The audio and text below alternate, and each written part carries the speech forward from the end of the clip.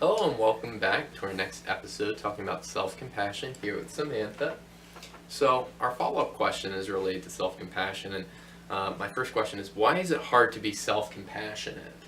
Yeah, we are so naturally critical of ourselves. And we are that way because of three reasons. One being survival. Our mind is built for survival, our body is built for survival. So we scan, our environment looking for threat to kind of keep us safe.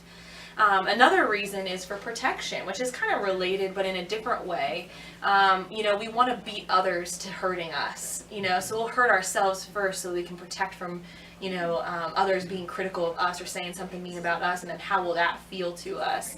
So protection would be another reason. And then third, this idea of the illusion of control. And I say illusion because, that's really what it is. It's not actual control. We feel like it's actual control, but really it's not. We can't have in every way protect ourselves from somebody doing something or saying something hurtful to us. The reality is we're going to experience that. And it's about how we proceed with that for ourselves and how we handle that I think is really important. Wow, I've never really thought in that circumstance. Thank you for delving a little bit into that. So in addition to that, is it true that I could sometimes feel worse when I start trying it? Yeah. So this phenomena is kind of what we call backdraft.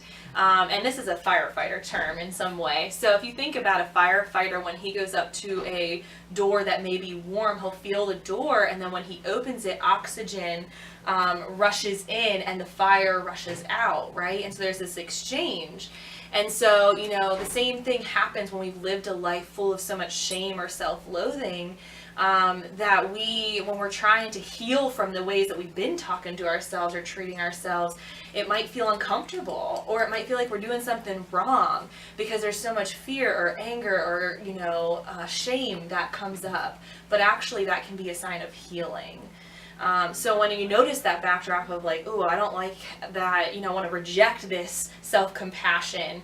Instead, just recognize that's what it is, that, you're in the process of healing. And sometimes that's not always pleasant. Sometimes it's painful whenever we're healing these wounds. And so really learning to soothe with intention. And we will get to that in the next video. And that's very different than distraction. Mm-hmm. Definitely great information that we get there. So as we've seen, sometimes that emotional, spiritual healing is uncomfortable as it can be with that physical as well. So I encourage you to come back for our next video to finish up with Samantha.